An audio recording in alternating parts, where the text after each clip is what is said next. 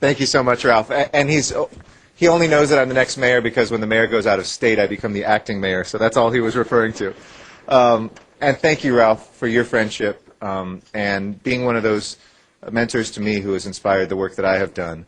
To see a career in every facet of public and nonprofit and international and academic life be devoted to social justice gives me a lot of inspiration as a relatively young person that one can live and sustain a life within this field, see so many different victories over time and never give up. And I really appreciate, and I know the love that your students have for you and that your peers have for you is reflected in this room today. So thank you very much for the kind introduction.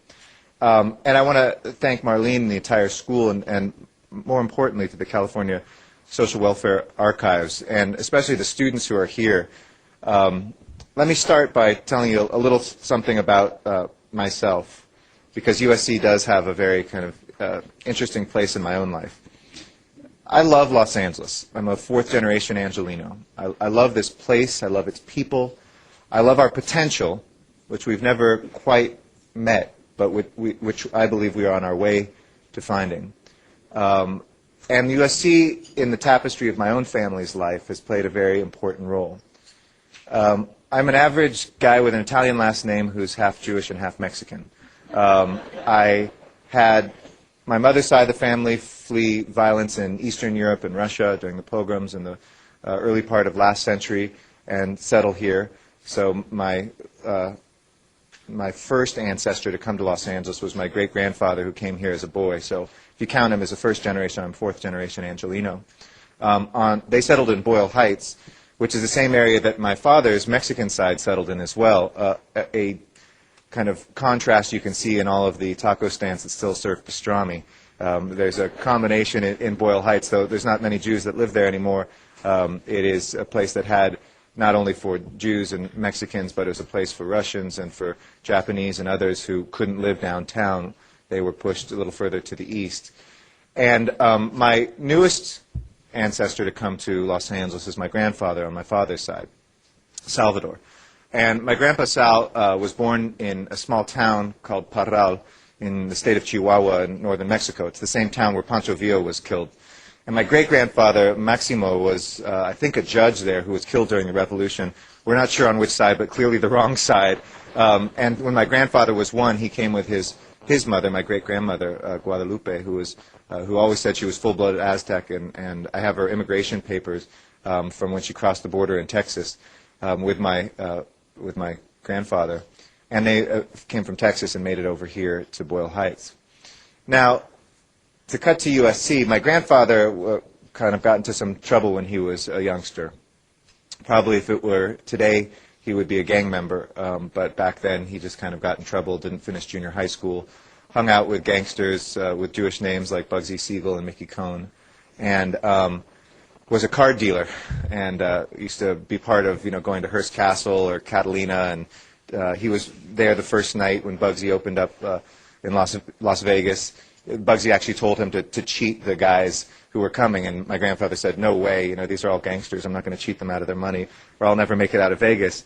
And he actually, as a youngster, was arrested by a young Los Angeles police officer by the name of Tom Bradley. And I think, a combination of things, he decided to turn his life around. A young immigrant, Mexican immigrant, who'd been in trouble. He got married. Two things happened. He got married, met my grandmother, who was one of 19 children to the same two parents, a Mexican-American family from Arizona that had moved to Los Angeles.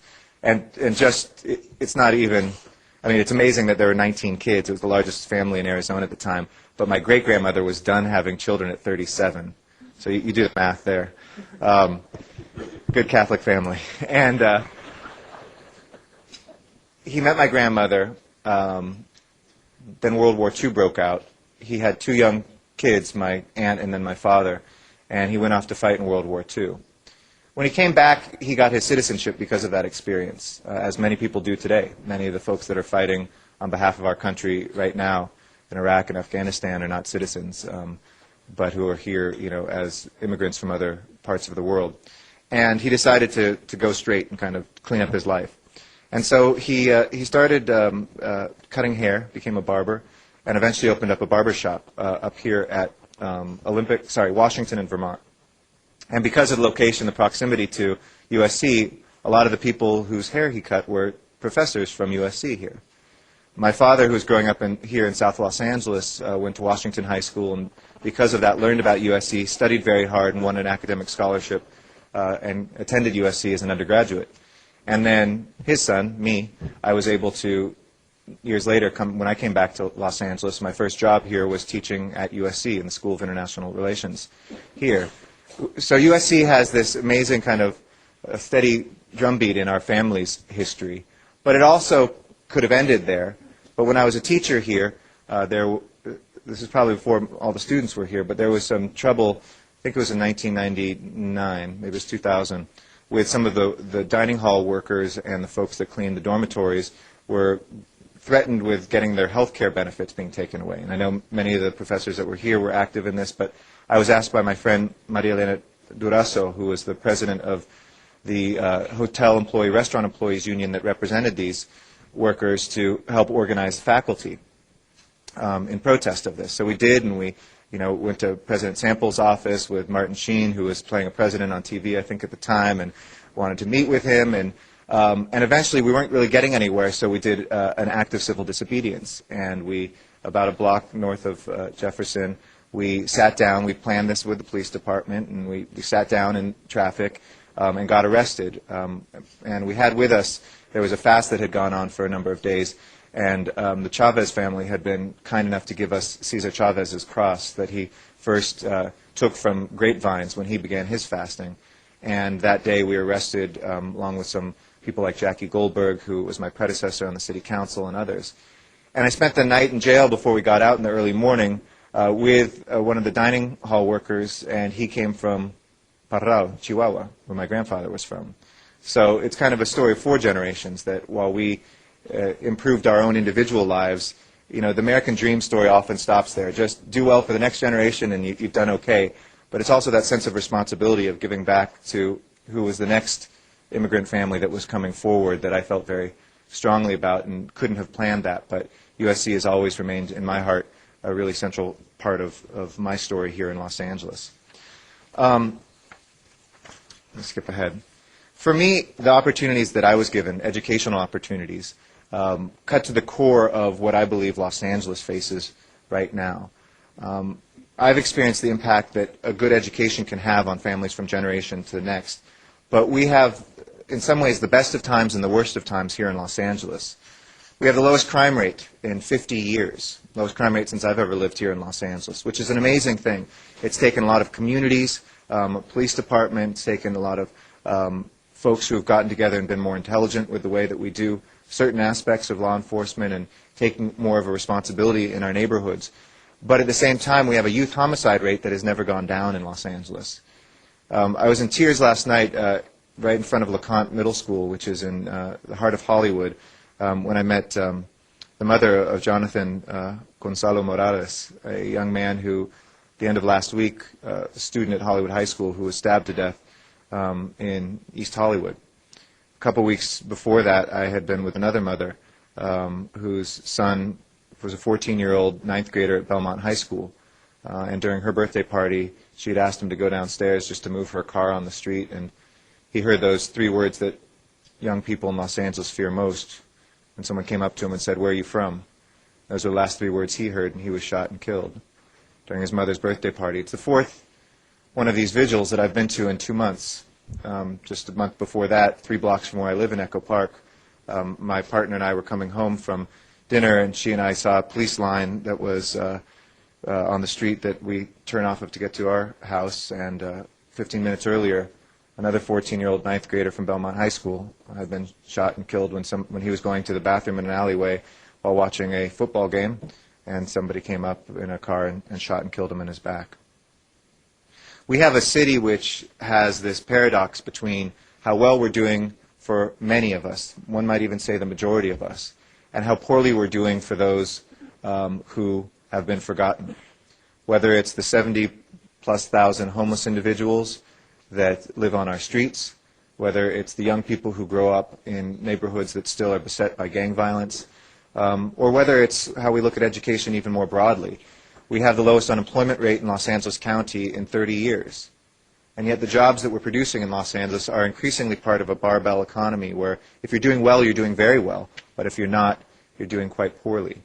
And where we have fewer and fewer jobs that pay a living wage in a market where housing is more and more expensive. We now are the least affordable city in America in terms of our housing market, according to Forbes magazine. So what we have to do is we have to step back from the challenges that we face and figure out how we reinvest in the city and bring out its potential, the potential of its people, the potential of those who have been born here, those who come here, and all of us. And I'll try to get to the chase here because I know time is precious, and I want to be respectful of folks. I represent the smallest district in the city of Los Angeles. It stretches from about La Brea Avenue up near Hollywood, Hollywood Boulevard, I'll do it from your perspective, steps down and takes in East Hollywood, a little bit of Wilshire Center, historic Filipino town, Silver Lake, Echo Park, across the river into Atwater Village and Glassell Park. Of the 15 council districts, it's the third poorest. It's got the highest percentage of renters. About 83% of the people I represent are renters and only 17% are homeowners. It's got one of the highest immigrant populations, over 60%, and probably one of the most diverse collections of 250,000 human beings ever in the history of humankind. About 100+ languages are spoken just in my district alone. But it also is a very symbolic district because it's the heart of Los Angeles.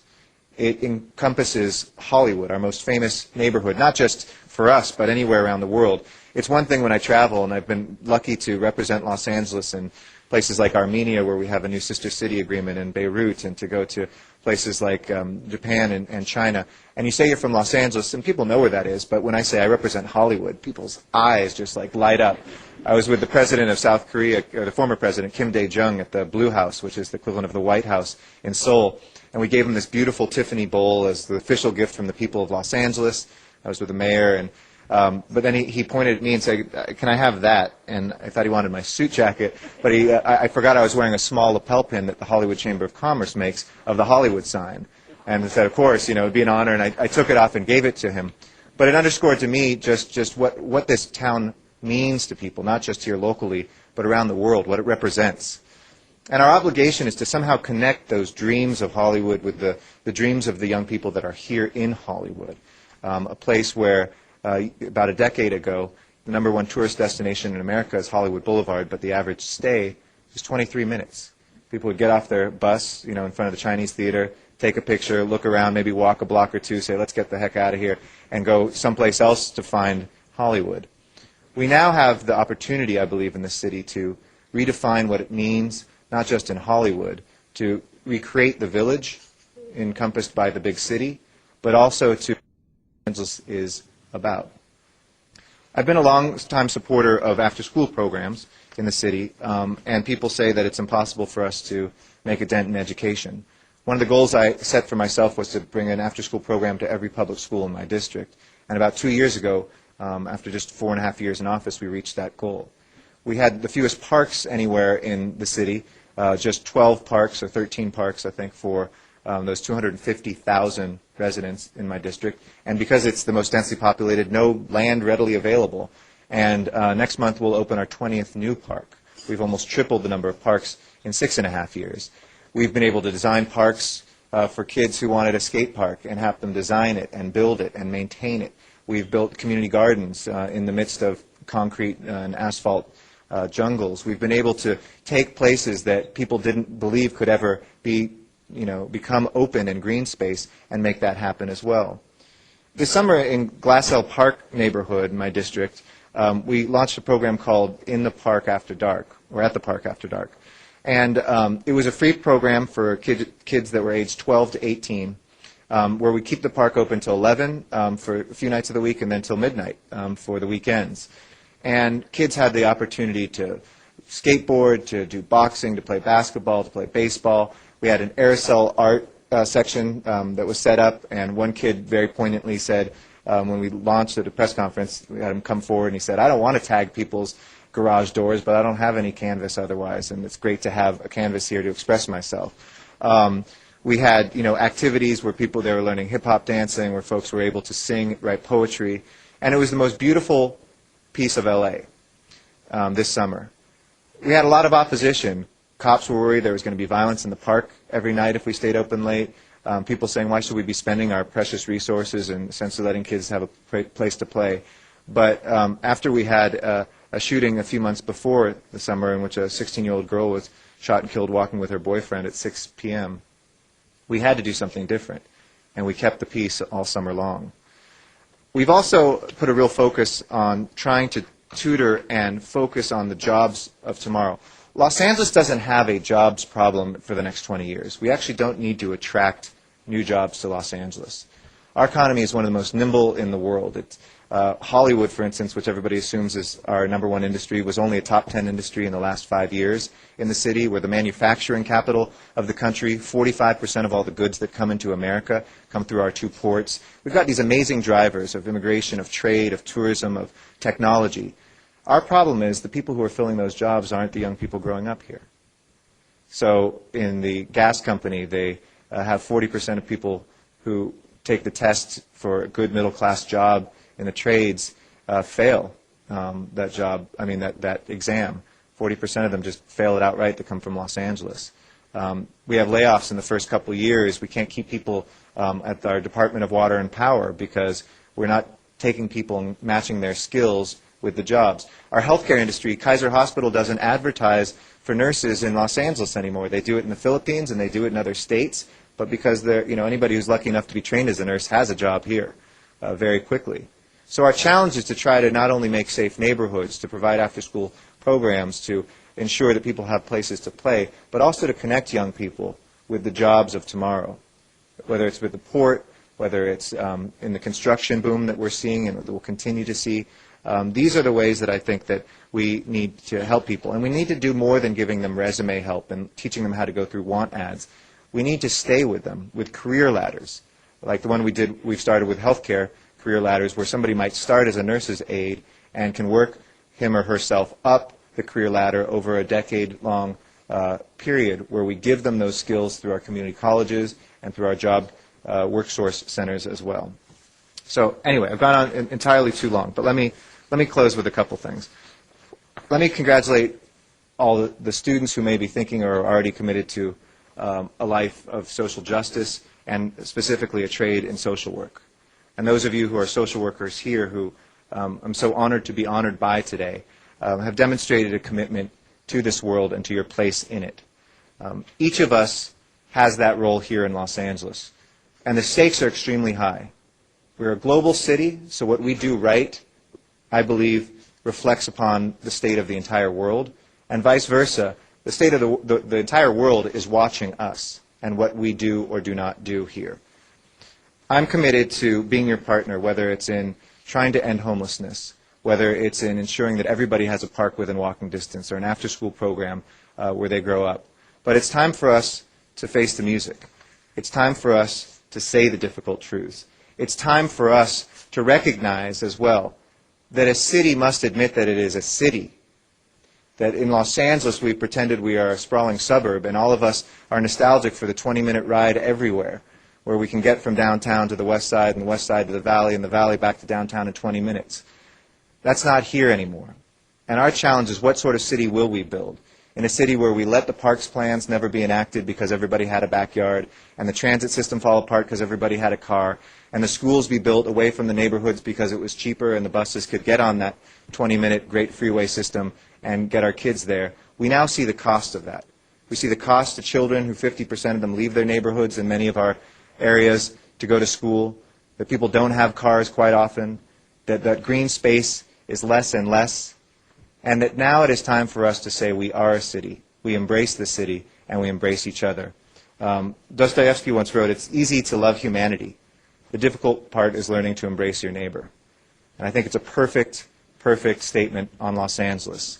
So I implore you, especially the students, because I know the activists we have here do this already, to take that and to translate that into every single day of your life. It's what I try to do, to go beyond the platitudes, to go beyond the things that we want a peaceful city, that we want to end homelessness, that we want to have a good educational system, and that you begin to embrace that person who looks different, who speaks a different language, somebody who we don't like in the seat next to us in the classroom, or somebody who is a neighbor who's too loud or too annoying. We will only make Los Angeles work not by going to the top, but by starting from the bottom. And that's what social work is all about. So congratulations to all of you for the choices you have made. Thank you so much for this honor as well. And congratulations to my fellow honoree as well, David Kuroda, for the great work that you do as well. Thank you very much.